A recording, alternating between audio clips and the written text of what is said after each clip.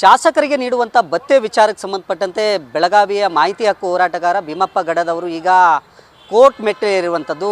ಹಾಗಿದ್ರೆ ಬನ್ನಿ ನನ್ನ ಜೊತೆ ಮಾತನಾಡಲಿಕ್ಕೆ ಖುದ್ದು ಭೀಮಪ್ಪ ಗಡದಿದ್ದಾರೆ. ಯಾವ ವಿಚಾರಕ್ಕೆ ಅವರು ಕೋರ್ಟ್ ಮೆಟ್ಟಿಲೇರಿದ್ದಾರೆ ಅಂತೇಳಿ ತಿಳ್ಕೊಂಡು ಬರೋಣ. ಈಗ ಯಾವ ವಿಚಾರವನ್ನು ಮುಂದಿಟ್ಕೊಂಡು ಕೋರ್ಟ್ ಮೊರೆ ಹೋಗಿದ್ದೀರಿ ಅಂತ? ಇವಾಗ ಏನಾಗಿದೆ ಅಂದರೆ ಸರ್, ಬೆಳಗಾವಿ ಅಧಿವೇಶನದಲ್ಲಿ ಮಾನ್ಯ ಶಾಸಕರುಗಳಿಗೆ ಅಧಿವೇಶನದಲ್ಲಿ ಭಾಗವಹಿಸಿದವ್ರಿಗೆ 2500 ರೂಪಾಯಿ ದಿನಭತ್ಯೆಯನ್ನು ಕೊಡ್ತಾರೆ ಸರ್ಕಾರದಿಂದ. ಇಲ್ಲಿ ಏನು ಮಾಡ್ತಾರೆ, ದಿನಭತ್ಯೆಯ ಜೊತೆಗೆ ಅವರಿಗೆ ಉಚಿತವಾಗಿ ಊಟ ಉಪಹಾರಗಳನ್ನ ಸರ್ಕಾರದಿಂದಲೇ ಕೊಡ್ತಿದ್ದಾರೆ. ಸರ್ಕಾರದ ಹಣದಲ್ಲಿ ಒಂದು ಅಧಿವೇಶನಕ್ಕೆ ಸುಮಾರು 2,60,00,000 ರೂಪಾಯಿ ಊಟಕ್ಕೆ ಹಣ ವೆಚ್ಚ ಆಗ್ತಿದೆ. ಇದರಿಂದ ಸರ್ಕಾರಕ್ಕೆ ಆರ್ಥಿಕ ನಷ್ಟ ಉಂಟಾಗ್ತಿದೆ. ಆದ್ದರಿಂದ ಈ ಆರ್ಥಿಕ ನಷ್ಟವನ್ನು ತಡೆಗಟ್ಟಲು ನ್ಯಾಯ ಸಮಾನತೆಯ ದೃಷ್ಟಿಯಿಂದ ನಾವು ಧಾರವಾಡ ಉಚ್ಚ ನ್ಯಾಯಾಲಯದಲ್ಲಿ ಒಂದು ರಿಟ್ ಪಿಟಿಷನ್ ಫೈಲ್ ಮಾಡಿದ್ದೀವಿ. ಇದಕ್ಕೆ ಬೆಂಗಳೂರಿನ ಅಮೃತೇಶ್ ಅವರು ದೀಕ್ಷಾ ಅಮೃತೇಶ್ ಅಂತ ವಕೀಲರ ಪರವಾಗಿ ರಿಟ್ ಹಾಕಿದ್ದೀವಿ. ನಿನ್ನಿನ ದಿವಸದ ವಿಚಾರಣೆಗೆ ಬಂದ ಸರ್ಕಾರಕ್ಕೆ ಉಚ್ಚ ನ್ಯಾಯಾಲಯ ಪೀಠ ನೋಟಿಸ್ ಇಶ್ಯೂ ಮಾಡಿದೆ. ನಮ್ಮ ಪ್ರೇಯರ್ ಏನಿದೆಪ್ಪ ಅಂದ್ರೆ 2006ರಿಂದ ಇಲ್ಲಿವರೆಗೆ ಎಷ್ಟು ಅಧಿವೇಶನ ಅದು ಆ ದಿನಭತ್ಯೆಯನ್ನು ಏನು ಕೊಟ್ಟಿದ್ದೀರ ಅದನ್ನೆಲ್ಲ ಮಾನ್ಯ ಶಾಸಕರುಗಳಿಂದ ವಾಪಸ್ ಪಡಿಬೇಕು. ಇಲ್ಲದೇ ಇದ್ದಲ್ಲಿ ಈ ಅಧಿವೇಶನದಲ್ಲಿ ಊಟ ಉಪಹಾರ ಕೊಡಲಿಕ್ಕೆ ಅವಕಾಶ ಇಲ್ಲ ಅಂತ ಅಧಿಕಾರಿಗಳೇ ಬರ್ಕೊಟ್ಟಿದ್ದಾರೆ ಅಸೆಂಬ್ಲಿ ಕಾರ್ಯದರ್ಶಿಯವರು. ಇದನ್ನೆಲ್ಲ ಸಂಬಂಧಿಸಿದ ಅಧಿಕಾರಿಗಳಿಂದ ವಸೂಲು ಮಾಡ್ಬೇಕಂತೇಳಿ ನಾವು ಸರ್ಕಾರಕ್ಕೆ ಪ್ರೇಯರ್ ಮಾಡಿದ್ದೀವಿ ನಿನ್ನಿಂದು ಮಾನ್ಯ ನ್ಯಾಯಾಲಯಕ್ಕೆ. ಇನ್ನು ವಿಚಾರಣೆಗೆ ಬಂದಾಗ ನ್ಯಾಯಾಲಯ ನಿಜವಾಗಿ ಆದೇಶ ಮಾಡ್ತೇನೆ ಅಂತ ನಂಗೆ ಭರವಸೆ ಇದೆ.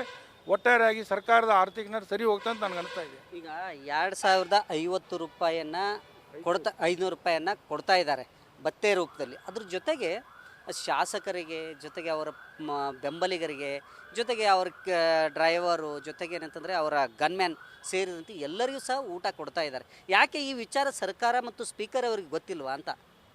ಇದೇನಾಗಿದೆ ಅಂದರೆ, ಬೆಳಗಾವಿ ಅಧಿವೇಶನ ಅಂದರೆ ಇದು ಮಸ್ತ್ ಮೂಜಿನ ಅಧಿವೇಶನ.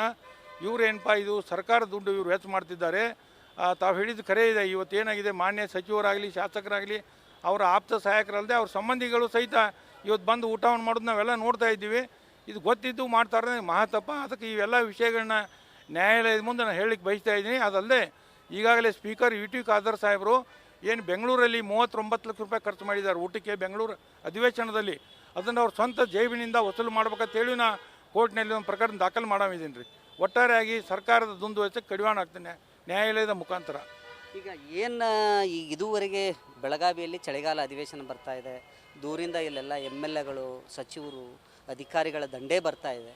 ನಿಮಗೆ ಅನಿಸ್ತೈತೆ ಬೆಳಗಾವಿಯಲ್ಲಿ ಏನು ಅಧಿವೇಶನ ನಡೀತಾ ಇದೆ ಕಳೆದ ಹಲವು ವರ್ಷಗಳಿಂದ ಸ್ವಾರ್ಥಕ್ಕಾಗಿದೆ ಅಂತೇಳಿ ಅನಿಸ್ತಾ ಇದೆನಾ ನಿಮಗೆ?